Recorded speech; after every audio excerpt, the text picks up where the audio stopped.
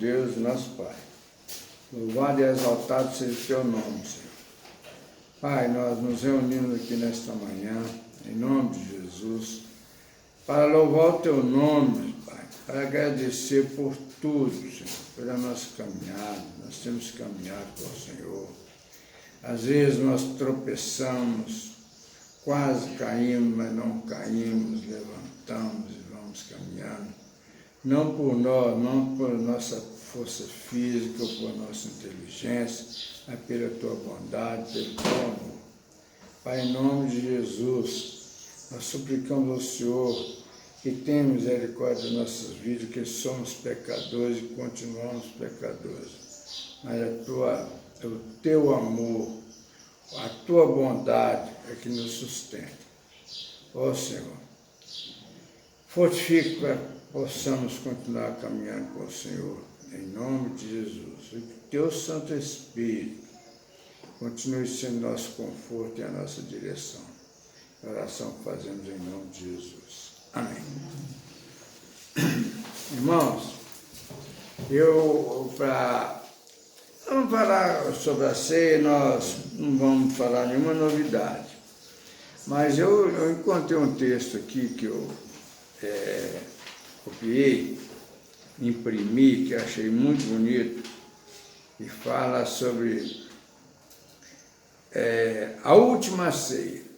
E diz assim: a Páscoa era a maior e a mais sagrada das festas religiosas do ano judaico, que celebrava a redenção da nação da escravidão no Egito. O Cordeiro Pascal, cujo sangue foi da primeira vez aspergido sobre os umbrais para desviar o juízo da morte, era um tipo de Cristo. Ora, isso nós temos que entender a espiritualização, né? É o Espírito de Cristo. Aquele sangue ali já representava o Espírito de Cristo. É Cristo que estava ali, é Cristo que estava nos libertando daquela escravidão física. E hoje nós estamos sendo libertados da escravidão espiritual, né? Aí diz aqui, ora, Satanás entrou em Judas, chamado Iscariote. A traição de Judas foi o resultado de uma inclinação da sua vida. A vida de Judas já tinha uma inclinação espiritual para o mal. Veja como que a nossa vida é uma vida espiritual.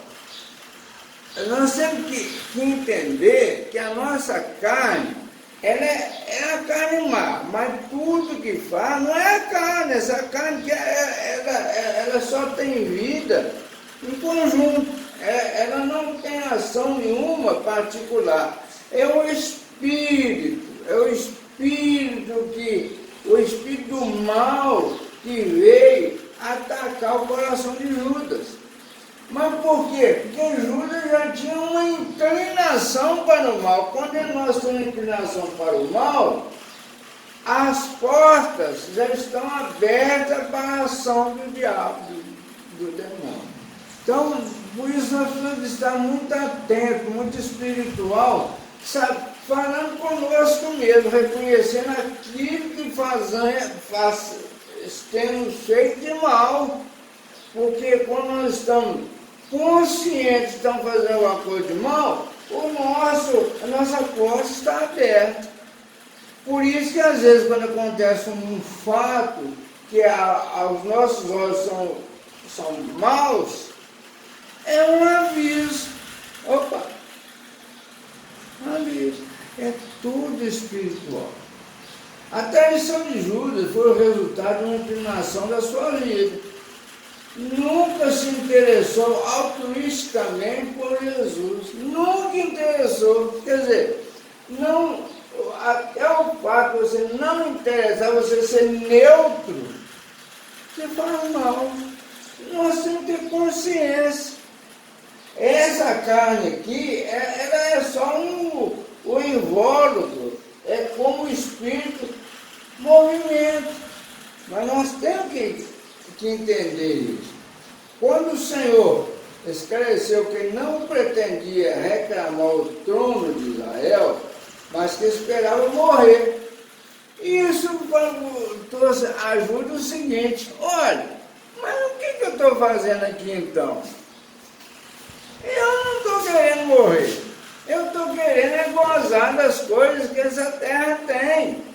Aí Judas já tinha um interesse, e isso acontece conosco. Muitas vezes nós, independente das más consequências que aquele pensamento possa nos trazer, mas nós investimos naquilo, nós pensamos naquilo, nós queremos aquilo. Né? Aí, é o que aconteceu com Judas. Judas certamente pensou assim: olha, mas vem cá, Jesus quer morrer? Não, eu quero conquistar o mundo. Né? Aí, vou repetir, Judas, a traição de Judas foi o resultado de uma inclinação da sua vida. Nunca se interessou altruisticamente por Jesus, nunca interessou por Jesus. Jesus era apenas um companheiro, né? Um companheiro com poder. Aí ele diz assim,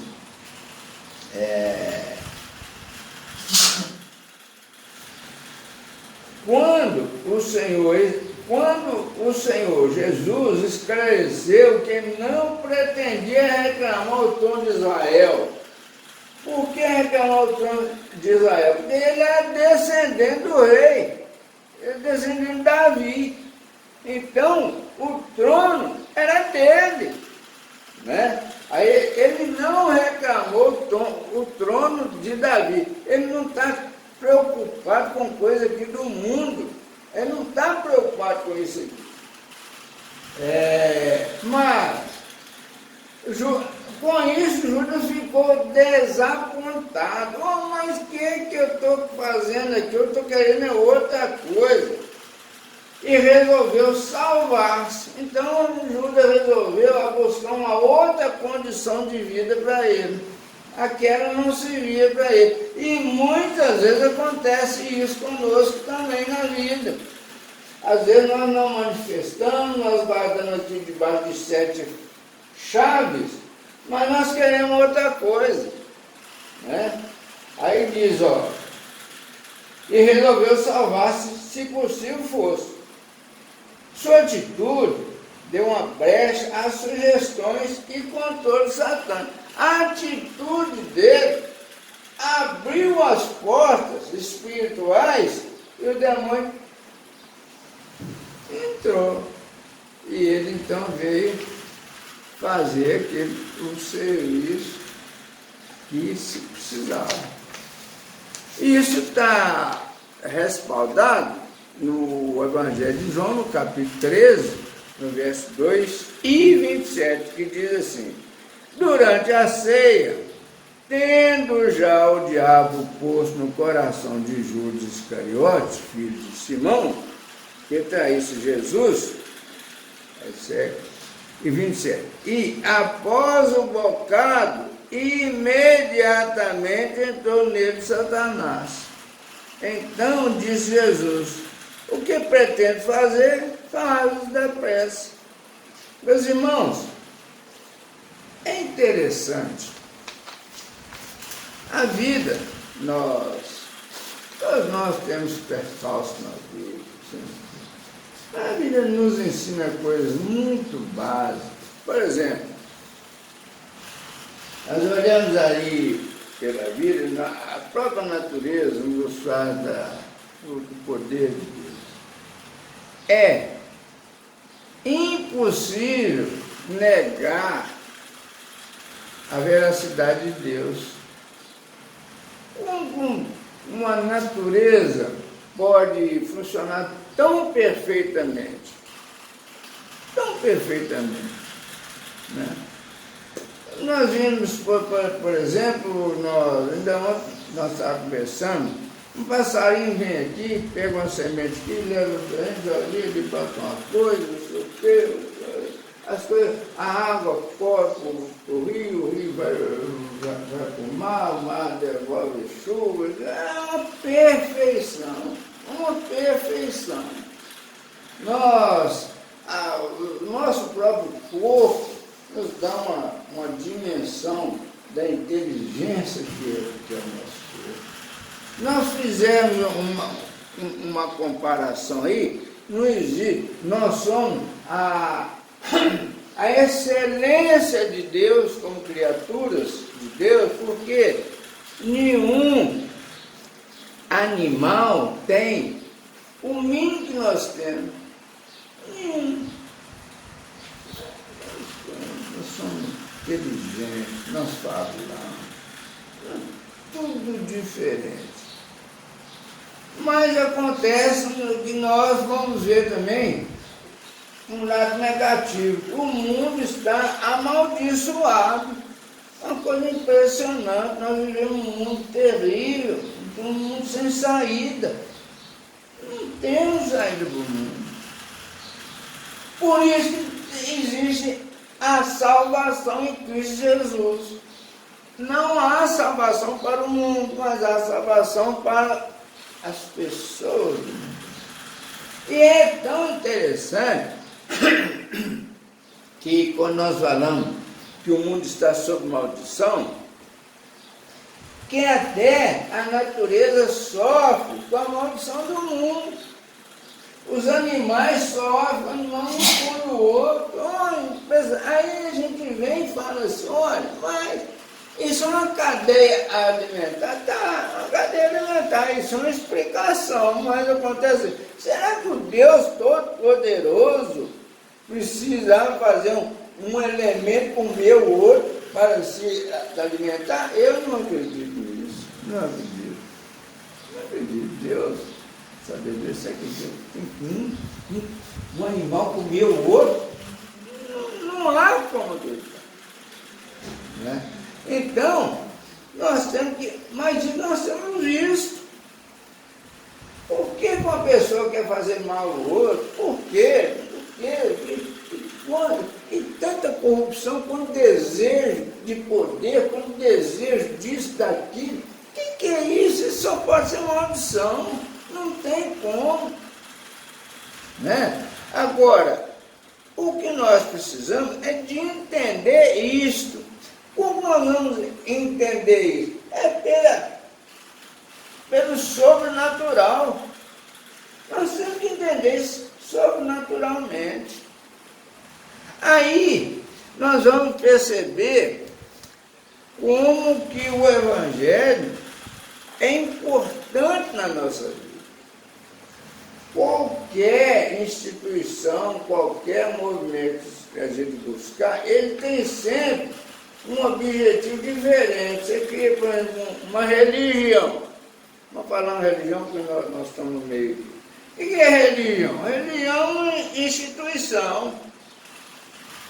É uma instituição que tem sempre um cabeça que se beneficia da instituição. Os donos de religião, os líderes de religião, são ricos, poderosos. É uma coisa impressionante, a coisa vai funcionando assim.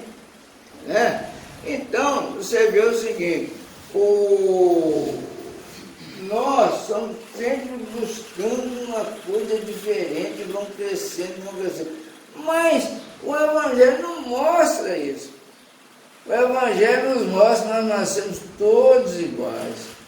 Ainda não apareceu ninguém que, fulano de tal, nasceu de um modo diferente. Não é da conjunção de um homem com uma mulher, não. Ou ainda que seja in vitro, que seja o óvulo da mulher com o espermatozoide do homem que foi fertilizado in vitro, mas ao estar a presença do homem é a presença da mulher. Não tem como criar um material para isso.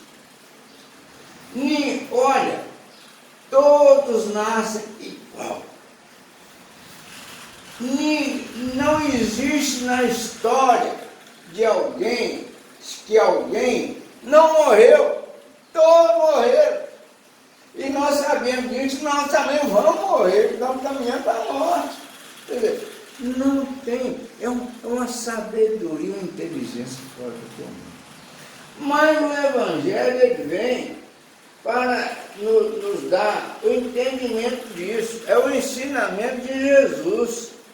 Aí nós vemos lá do Antigo Testamento, vem uma história da de Moisés, isso pode ser até sentido figurado, não tem problema, mas que é a realidade, não tem como. Aí nós vamos acompanhando aqui e vem mostrando tudo direitinho. Nós estamos carne no Evangelho. Por isso, o comentário que eu li aqui, aquele sangue aspergido nos umbrais das casas dos judeus, já era a presença de Jesus veio para salvar. A presença de Jesus. Aí nós vamos acompanhando o Antigo Testamento, aqui, chegamos lá.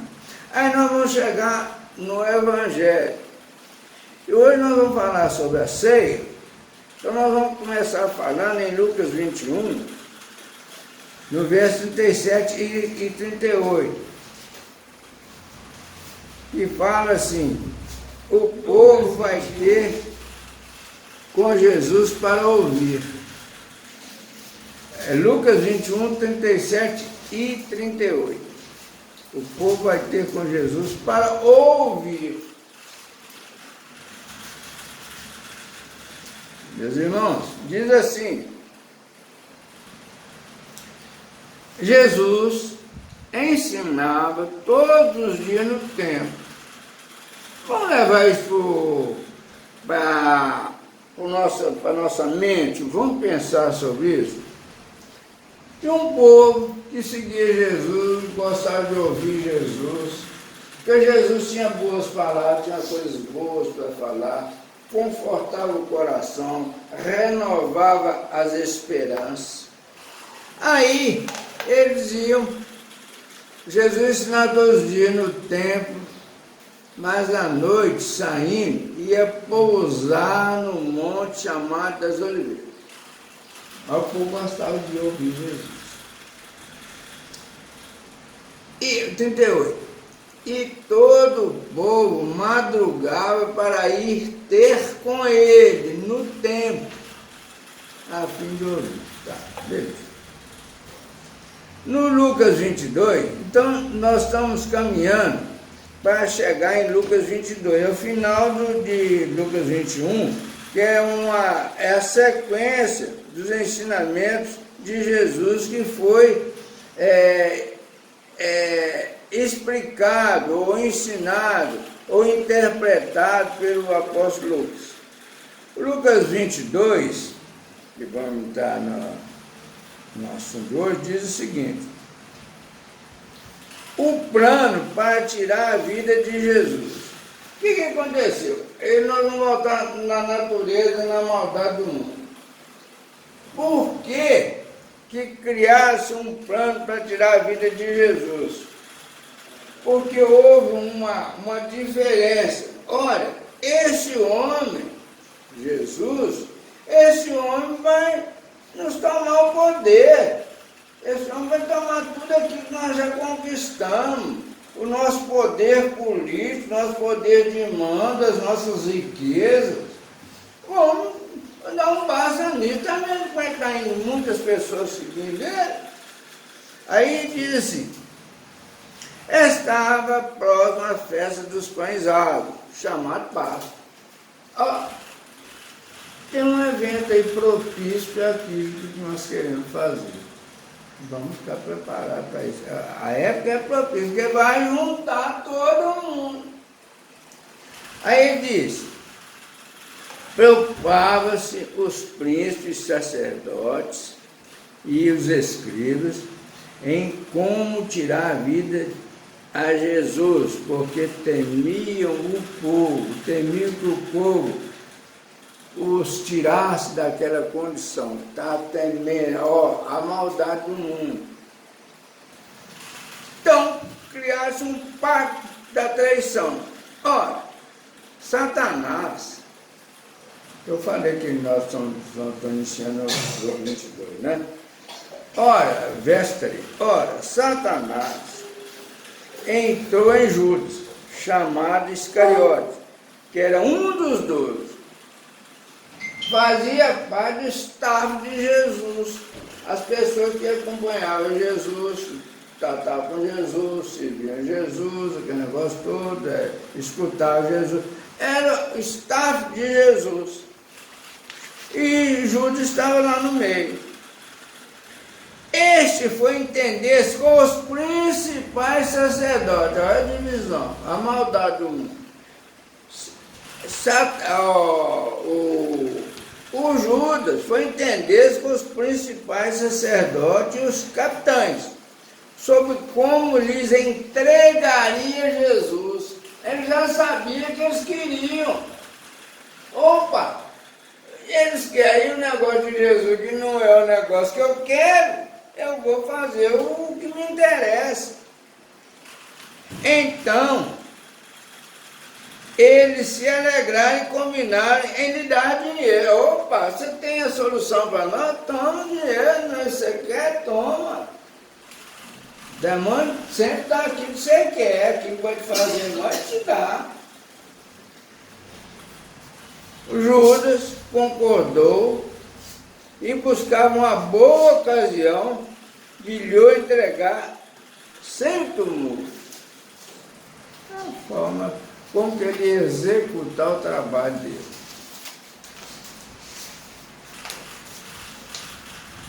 A partir do verso 7 diz que os discípulos prepararam a Páscoa. Os discípulos prepararam a Páscoa. O que é a Páscoa? A Páscoa é a lembrança de quando eles foram libertados do Egito.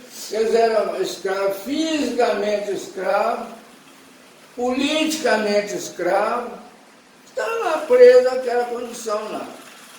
Aí, a Páscoa é isso, é a comemoração da libertação, da abolição da escravatura dos judeus que estavam no Egito. Essa que é a Páscoa, Páscoa é libertação. Chegou o dia das festas dos pães asmos, que é o dia da Páscoa, em que importava comemorar a Páscoa, que ele dizia comemorar a Páscoa. Jesus, pois, enviou Pedro e João dizendo: ide prepararmos a Páscoa para que a comamos. Vamos voltar aqui. Chegou o dia das festas dos pães asmos, está lá no Antigo Testamento, em que importava comemorarmos a Páscoa. A Páscoa é um dia da libertação. É como quando nós recebemos a salvação em Cristo Jesus, nós não somos libertados fisicamente da escravidão, nós somos libertados espiritualmente. Nós somos libertos. Nós aprendemos, nós entendemos o que Jesus ensina, o porquê da vinda de Jesus aqui. Jesus veio para nos libertar, porque o mundo não tem saída, o mundo não tem conserto, não existe salvação para o mundo, mas existe salvação para o ser humano, para salvação para nós. Aí, é isso que nós precisamos de entender, essa diferença. A Páscoa é a libertação. Quando nós recebemos Jesus no nosso coração, algumas pessoas falam que nós não aceitamos Jesus. Não é que nós não aceitamos Jesus, não. É que nós compreendemos o amor de Jesus, a vontade de Jesus, de nos libertar desse sofrimento, dessa angústia, dessa incerteza, dessa caminhada difícil. Aí, diz,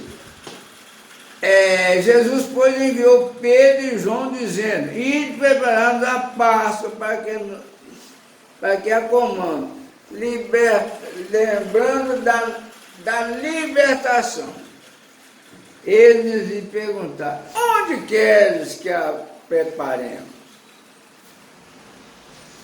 Então, lhes explicou Jesus. Preste atenção nisso. Tudo é espiritual. Olha, ao entrar na cidade, encontrareis um homem com um cântaro de água. Ó, ele estava no local, mandou Pedro e João no outro local. Ó, mas que foi que eu não sabia? Quando encontraram um homem com um cântaro de água, seguiu até a casa em que ele entrava. Espiritual. Evangelho é espiritual. Então nós temos de entender, tem muitos crentes que acham que Deus fala com ele, ou Jesus fala com ele, fulano, faz isso, não. É espiritual, Na hora que chegar na cidade, vocês estão aqui, não? Se chegar na cidade, vai encontrar um homem com um cântaro de água. Segue esse homem. Segue. Não precisa nem falar nada, segue. E dizei, quando chegar na casa, dizei ao dono da casa, espiritual, o mestre manda perguntar-te, onde eu aposento no qual ele comia a paz com os meus discípulos? Tudo espiritual. Tudo espiritual. Não tem nada material. Não passou e-mail, não passou mensagem, no WhatsApp, ou mandou um homem na frente a cavalo ou de jumento para avisar, olha, não vou mandar aqui, prepare, não. É espírito. Quem está esperando material do Evangelho está caminhando do lado errado. É espiritual. É espírito. Deus vai falar conosco. Deus fala conosco. Deus não manda recado. Vai falar conosco. Está vendo um sofrimento, uma dificuldade. É na dificuldade que nós vamos parar nos olhos. Não dá isso. Não está legal. Não está legal. Ele vos mostrará um espaçoso cenáculo mobiliado. Ali fazei os preparativos.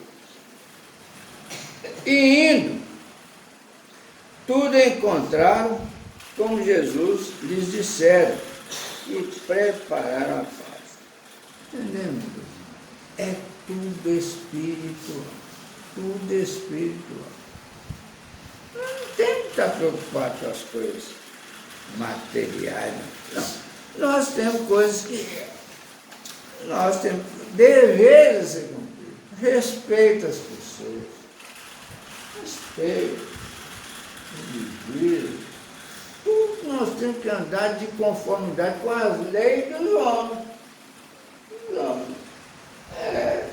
Você não pode avançar sinal dos outros. Isso é a lei da organização. Isso é a lei organizada.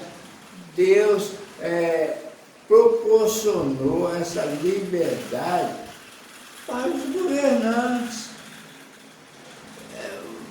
Ela uma vez, não sei se ela lembra disso, que ela ouviu uma pregação, eu nunca mais esqueci disso.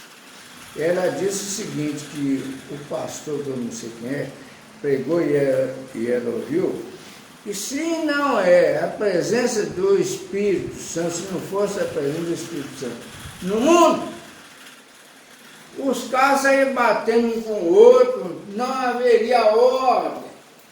Não haveria ordem. É o Espírito Santo que ordena tudo, é pelo amor de Deus.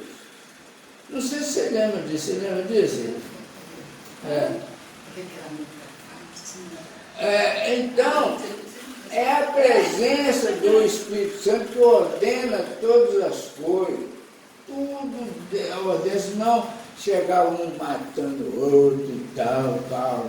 misturado, você está em casa, não haveria mão contra mão, se você tivesse que falar isso, é uma confusão. O Espírito Santo está no controle das coisas, mas a salvação é individual.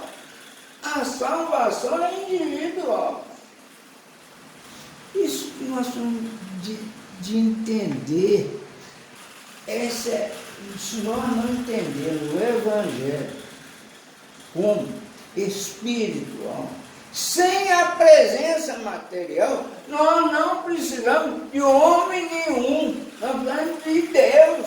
É o Espírito do Senhor que fala conosco, que às vezes nos castiga para que nós possamos entender a vontade dele para nós, o que ele quer de bom para nós. Isso é que nós temos de aprender. Sabe o que chama isso? Páscoa. Sabe o que é Páscoa? Libertação. Libertação. Se alguém se sentisse escravo aqui de Levi ou de pastor, está na escravidão, está lá no Egito. Está lá no Egito com corrente no pé. Está amarrado, cara. Como diz o Pedro, está amarrado. Mas olha, meu Deus, é isso que nós precisamos de entender. Nós somos objeto da salvação em Cristo Jesus. Nós estamos aqui para ser salvos. Deus não tem compromisso com a terra. Deus não tem compromisso com o mundo. Deus tem compromisso conosco, com a salvação. Se nós não entendermos isso, vai ficar difícil. Muito difícil. Nós temos de soltar as amarras. Aquilo que nos prende. Soltar. É fácil, não. É muita cultura, muita tradição, muita mudança, muita coisa. É terrível. É por isso que Jesus veio. Quantos vieram antes dele não conseguiram, só foi fracasso. Moisés foi fracasso, Davi foi fracasso, todo mundo foi fracasso. O único vitorioso foi Jesus. Só Jesus. Todos fracassados. Meus irmãos, então, a última Páscoa, que hoje nós chamamos de ceia, dança, diz assim, verso 14 ao 18, diz que chegará a hora, ele estava reunido lá para a ceia, Páscoa, está reunido para comemorar, para participar.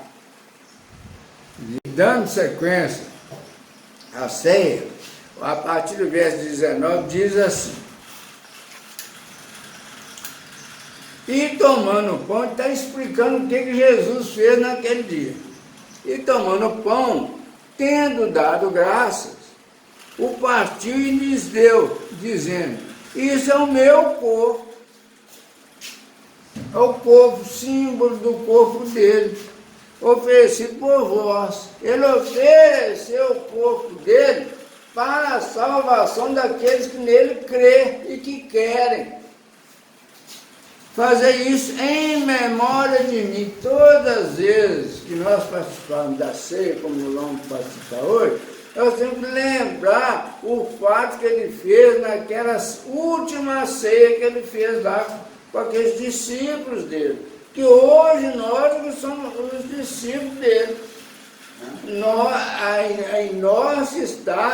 Nós somos os encarregados da evangelização, da explicação dos ensinamentos de Jesus. Semelhantemente, depois de cear, tomou o cálice dizendo: este é o cálice da nova aliança. Agora é o cálice da nova aliança. Não é o cálice está dizendo ali, não é o cálice de vinho, não é o vinho e nem o suco, não. A nova aliança é a aliança espiritual espiritual em Jesus. Jesus está sendo assunto ao céu, ele vai para o céu, e então é uma aliança. E essa aliança, ele promete e manda o Espírito Santo, que vai ser o mediador, o confortador, aquele que faz o elo entre o salvo e Jesus. Todavia, a mão do traidor está comigo à mesa. O Júlio estava lá. Porque o Filho Homem, ele, Jesus, na verdade, vai segundo o que está determinado. Mas, ai daquele por intermédio de quem ele está sendo traído. Então, começaram a indagar entre si quem seria dentre eles o que estava para fazer isso. Muito simples. O próprio coração, o próprio sentimento, já falava com aqueles discípulos, qual deles? Qual deles? Porque é o sentimento. E nós vamos ver o único que sentiu no coração, que foi Judas Iscariote. Que ele arrependeu de tudo que ele já tinha feito, já tinha negociado tudo. É vendo como é que é espiritual. É espiritual. Aqui não tem ninguém diferente. Não tem Pedro, tem Paulo, tem João, não tem nada. É todo mundo igual. É espírito. Amém, meus irmãos? Ficou alguma dúvida? Amém. Chegada a hora, pôs Jesus à mesa, e com ele os apóstolos. Sentou, até tem um quadro da Santa Ceia, né? Jesus sentou de mesa. E disse-lhes: tenho desejado ansiosamente comer convosco essa Páscoa, antes do meu sofrimento. Espírito, ele está preparando o coração dos discípulos para não ser novidade para ele o que vai acontecer com ele. Espiritual. Pois vos digo que nunca mais comerei até que ela se cumpra no reino de Deus. Pois vos digo que nunca mais a comerei a Páscoa, né? Ou a ceia, até que ela se cumpra no reino de Deus. O que se cumpra no reino de Deus? A libertação no reino de Deus. Jesus está dizendo aqui que nunca mais, até a volta dele, até quando sair tudo dessa terra, quando sair dessa terra, vai acabar a terra? Não, vai haver uma restauração da terra.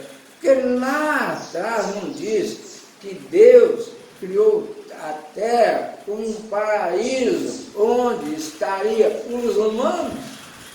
Vai ser restaurado, vai ser liberto da maldição. Mas isso é depois que todos foram salvos. Aqueles que não foram salvos, não sei o que se distinguir a Bíblia diz. Então, pronto, é isso que nós temos que entender. Que isso, a nossa própria vida, a própria natureza, nos mostra. Não tem como sair disso. Nós sabemos, nós estamos caminhando. Eu, por exemplo, Jesus, estou na altura dos quase 80 anos, 18, estou cada vez pro final, não tem mais 80 para mim, não. Então, assim, é isso aí, nós temos que entender isso. E tomando o cálice, havendo dado graça, disse: recebei e reparti entre vós. Receba essa salvação, essa paz e repartir entre vós. Está falando com aqueles discípulos ali, aqueles discípulos têm que ter nós discípulos temos essa incumbência daquilo que nós recebemos, essa paz, essa alegria que nós temos no nosso coração, nós temos de repartir isso, repartir com o nosso respeito, com o nosso carinho, com as pessoas. Nos libertar do nosso egoísmo, nosso egocentrismo, nos libertarmos de tudo. De tudo. E não adianta nós nos libertarmos apenas e tão somente no discurso. Isso tem que primeiro estar em nós, no nosso interior, no nosso coração.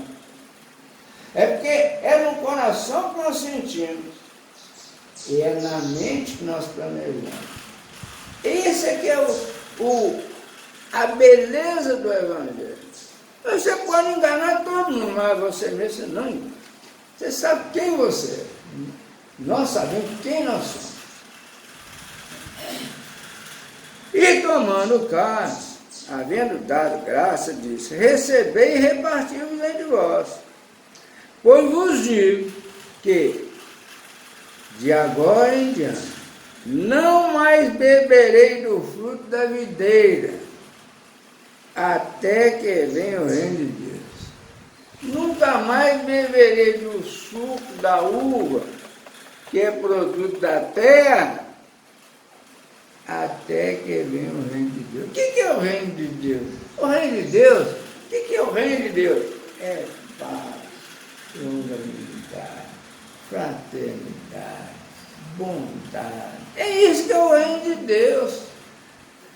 Enquanto isso não acontecer, e isso vai acontecendo na medida da salvação. Está salvando.